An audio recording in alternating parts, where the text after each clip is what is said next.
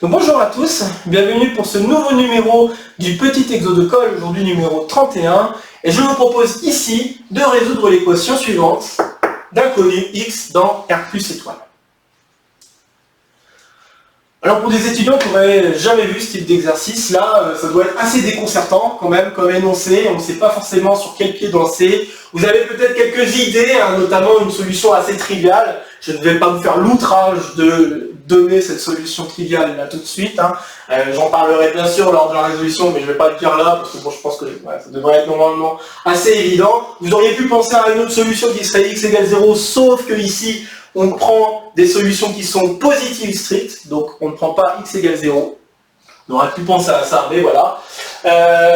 Donc voilà, bon, il n'y a pas grand-chose à dire en termes d'historique pour cet exercice. C'est un exercice un peu hors du commun, mais c'est tout de même un exercice du type one-shot. C'est un exercice pour lequel on peut rester très longtemps planté sur cet exercice, à savoir comment l'attaquer. Et puis une fois qu'on a la bonne idée, eh ben c'est terminé, on arrive à résoudre l'exercice. Et ce qui va être assez étonnant, en tout cas par rapport à la résolution que je vais vous donner, c'est que cette idée apparaît pour d'autres types d'exercices qui peuvent avoir un énoncé aussi bizarre que celui-là.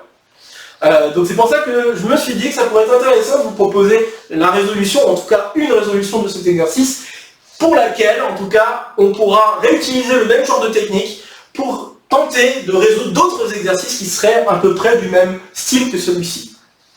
Donc voilà pourquoi. Voilà pourquoi cet exercice. Alors maintenant, comme d'habitude, je vous invite à faire une petite pause pour essayer un petit peu par vous-même, avant que je ne dise quoi que ce soit d'autre.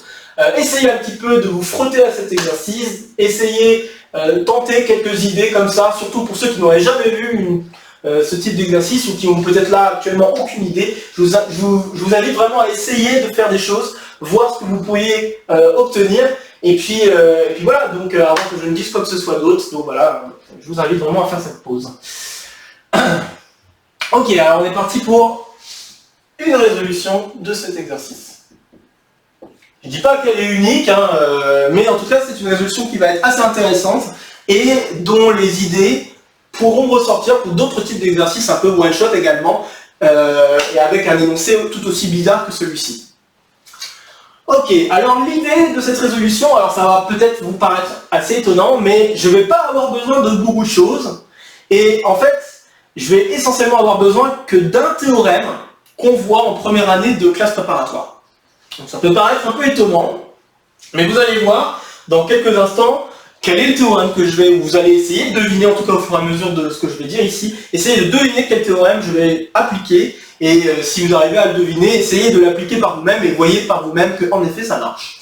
Donc je vais chercher à utiliser un théorème, et pour l'utiliser, il va falloir que je manipule un tout petit peu cette équation avant. Donc je vais noter étoile cette équation, et puis je me rends compte que étoile est équivalente à l'équation suivante. Donc 3 puissance x moins 2 puissance x. Bon, alors ceux qui ont l'œil aguerri pourront peut-être deviner déjà rien qu'à ce stade quel est le théorème que je vais chercher à utiliser. Pour ceux qui n'ont pas encore deviné, je vais continuer à avancer tranquillement. Alors, et ce que je vais faire, c'est que je vais supposer que x est une solution. Donc c'est-à-dire je vais supposer que x vérifie l'équation. Et puis je vais essayer de voir à quoi ça va me mener si j'étudie une certaine fonction derrière ça, pour ce x fixé. Et en étudiant cette fonction et en manipulant cette égalité par rapport à cette fonction, vous allez voir que je risque d'être amené à une contradiction suivant la valeur de x que j'ai sous la main. Ok, donc soit x une solution, donc soit x une solution fixée de étoile. Et puis bon, maintenant je vais poser une fonction. Alors je ne vais pas poser n'importe quelle fonction, je vais poser une fonction assez simple, soit la fonction f qui à t associe t puissance x. Et je la définis de R plus étoile vers R plus étoile. Je ne suis pas obligé de faire un R plus étoile en entier, je pourrais très bien réduire l'intervalle dans lequel je le définis. Bon, ça, il n'y a pas trop de difficulté là-dessus. Bon. Alors, qu'est-ce que je voulais annoncer ici? Oui, ce que je voulais annoncer, c'est que cette fonction-là, pour n'importe quelle valeur de x compris entre, dans R plus étoile, en fait, pour n'importe quelle valeur de x dans R plus étoile, et bien cette fonction, elle est dérivable. je vais le dire tout de suite, elle est dérivable sur R plus étoile. Et ça va être intéressant, justement pour le théorème que je vais chercher à appliquer. Je pense que normalement, à ce stade, vous devriez commencer à avoir une idée de quel théorème je vais appliquer. Mais si ce n'est pas encore le cas, je vais manipuler maintenant l'égalité que nous avons ici en une égalité par rapport à la fonction f. Et donc j'obtiens que f de 5 moins f de 4 doit être égal à f de 3 moins f de 2.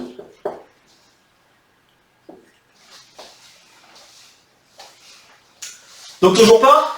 Vous ne voyez toujours pas quel est le théorème que je cherche à appliquer? Bon, bah si vous ne le voyez toujours pas, je vais le dire maintenant. Le théorème que je vais appliquer, c'est le théorème des accroissements finis.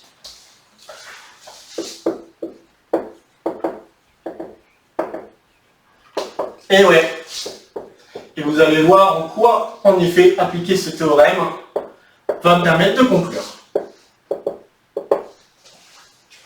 Par le théorème des accroissements finis, je peux affirmer qu'il existe T1 dans l'intervalle ouvert 4, 5, et il existe T2 dans l'intervalle ouvert 2, 3, tel que, eh bien, f de 5 moins f de 4 est égal à f' de T1 fois 5 moins 4. f de B moins f de A égale f' de C fois B moins 1. Okay, c'est ça que me dit le théorème des accroissements finis, à condition que la fonction f soit continue sur l'intervalle fermé AB, dérivable sur l'intervalle ouvert AB.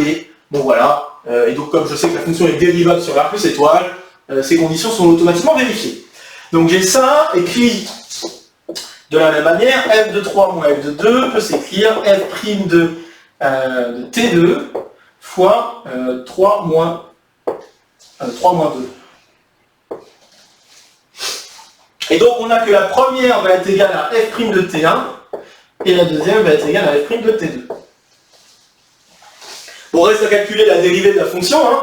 Donc si je dérive cette fonction, f' de T, c'est égal à x fois T puissance x moins 1. Bon, ça c'est pas très compliqué. Et donc ça veut dire quoi? Ça veut dire que étoile implique... Donc si x est une solution, d'accord? Eh bien, on doit vérifier l'équation suivante, on doit vérifier que x fois t1 puissance x moins 1 est égal à x fois t2 puissance x moins 1. Et donc, bah, si x est différent de 1, qui est normalement la solution triviale à laquelle vous auriez dû penser au début, si x est différent de 1, cette égalité-là implique que t1 égale t2. Donc, si x est différent de 1, ça implique, étoile implique T1 égale T2. Mais si vous voyez dans quels intervalles appartiennent, enfin dans quels intervalles J chacune des deux variables T1 et T2, vous vous rendez compte que cette égalité est impossible. Il y en a un qui est entre 4 et 5, l'autre qui est entre 3 et 2, c'est impossible d'avoir l'égalité entre les deux variables. Conclusion, s'il doit y avoir une seule solution, cette solution, ça doit être x égale 1. Donc si il y a des solutions, alors il n'en y a qu'une seule.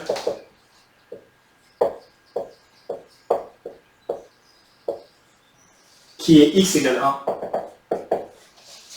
Et donc, bah, comme je l'ai dit, hein, au début, vous auriez dû voir une solution triviale qui était x égale à 1, et bah, là, on vient de montrer donc que la seule solution à cette équation étoile, c'est x égale 1. Donc, j'ai peut-être pas besoin d'écrire la conclusion. La conclusion, c'est que la seule solution à cette équation est x égale 1. Voilà, et donc il y a pas mal d'exercices one-shot, hein, des exercices un peu de ce style, ou alors des exercices un tout petit peu énoncés différemment, mais où une fonction intervient. Il y a pas mal de petits exercices pour lesquels on applique le théorème des accroissements finis afin d'amener à la conclusion. Je vais donner juste un autre énoncé d'exercice pour lequel on applique également un théorème des accroissements finis pour conclure. Un autre énoncé serait le suivant: déterminer la limite quand x tend vers plus infini de, alors je pense que c'est x fois exponentielle de 1 sur x plus, x plus 1 fois exponentielle de 1 sur x plus 1. Je crois que c'est quelque chose de ce goût-là. Après, je pourrais très bien mettre d'autres fonctions, je pense, mais Normalement, il doit y avoir un truc de ce goût-là. Bon, et ben cet exercice-là, si je vous le pose en tant que tel, c'est pas si évident d'avoir une limite à encore plus si on n'a pas sous la main les développements limités. Là, si vous avez sous la main les développements limités, vous devriez vous en sortir. Mais pour un élève de première année qui n'a pas les développements limités ou qui n'a pas encore forcément vu les développements limités, résoudre cet exercice, déterminer cette limite n'est pas si évident. Et il y a une façon de résoudre qui passe par le théorème des accroissements finis, puisque comme vous pourrez remarquer, je suis en train de faire la différence de f de x plus 1 avec f de x. Et donc cette différence, en appliquant le théorème des accroissements finis, m'amène à faire intervenir la dérivée de la fonction x exponentielle 1 sur x, calculée en une valeur comprise entre x et x plus 1. Ce qui fait que cette limite-là revient à calculer la limite, quand c tend à la plus infinie, de la dérivée de x fois exponentielle 1 sur x. Et donc, bon, bah, grâce à ça, on va pouvoir conclure quelle est la limite qu'on cherche. Voilà, donc c'est un autre type d'exercice où le théorème des accroissements finis peut intervenir. Je le répète, on pourrait très bien utiliser plutôt quelque chose de l'ordre des développements limités, mais il faut imaginer qu'on est dans un cas où l'élève n'a pas encore vu les développements limités, et si on est dans ce cas-là, vous pouvez vous rendre compte qu'en effet, il n'y a pas beaucoup d'autres choix que d'utiliser le théorème des accroissements finis pour essayer de déterminer cette limite. Voilà, il y a pas mal d'autres exercices du même style, donc soit question de limite, soit question de résoudre une équation, soit... Il peut y avoir d'autres trucs comme ça un peu bizarroïdes, avec un énoncé un peu bizarroïde, qui font intervenir des fonctions, et pour lesquels on arrive à résoudre la chose grâce au théorème des accroissements finis. Donc voilà pourquoi je voulais vous partager cet exercice-là et une de ces résolutions qui est donc la suivante. Bon voilà, je pense avoir terminé pour ce petit exo de colle qui fut assez court, et bon j'espère que ça vous plaira. Donc comme d'habitude, n'hésitez pas à partager la vidéo s'il y a d'autres camarades que vous connaissez qui seraient intéressés par le contenu de la chaîne ou par cet exercice en particulier. N'hésitez pas à laisser en commentaire des questions, même juste des retours concernant cette vidéo. Ça fera toujours plaisir. N'hésitez pas à laisser un pouce bien sûr. Et puis sur ce, c'était donc la dernière vidéo avant la trêve d'été. Donc pour ceux qui sont en train de passer leurs oraux, je vous souhaite le bon courage et j'espère que tout va se passer au mieux, que vous atteindrez vos objectifs et que vous obtiendrez vos écoles que vous auriez souhaité. Donc j'espère, voilà, je croise les doigts pour vous. Pour les autres, accrochez-vous, ceux qui sont peut-être en première année, qui vont passer en deuxième année, accrochez-vous, ne lâchez rien pendant les vacances d'été, parce que c'est le moment justement où il faut essayer de garder un maximum de connaissances en tête pour l'année d'après. Donc vraiment, il faut rien lâcher, il faut garder un rythme, d'accord, c'est vraiment important. Donc gardez un rythme de travail afin de garder votre niveau pour la rentrée. Je pense que c'est vraiment primordial si on veut s'améliorer et si on ne veut pas perdre en tout cas des notions entre temps. Donc vraiment entretenez au maximum.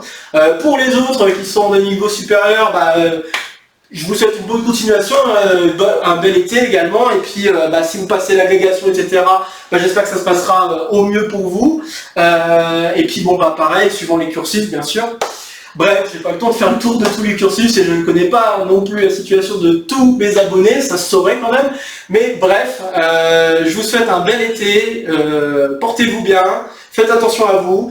Et puis sur ce, je vous retrouve au plus tard au mois de septembre. Sinon, il est peut-être possible que je fasse une ou deux vidéos en fin de mois d'août, c'est possible. On verra bien comment ça va se passer. Je ne sais pas encore, donc voilà. Je préfère dire directement fin septembre, enfin pas fin septembre, je préfère vraiment dire mi-septembre plutôt que fin août. Mais bon, on ne sait jamais, s'il y a 2-3 vidéos qui sortent. Ce sera toujours 2-3 vidéos qui sortiront en plus, et puis ça pourra faire plaisir à certains si je ressors un petit peu quelques exercices entre temps. Voilà, sur ce, portez-vous bien, bel été, et à très bientôt. Salut à tous.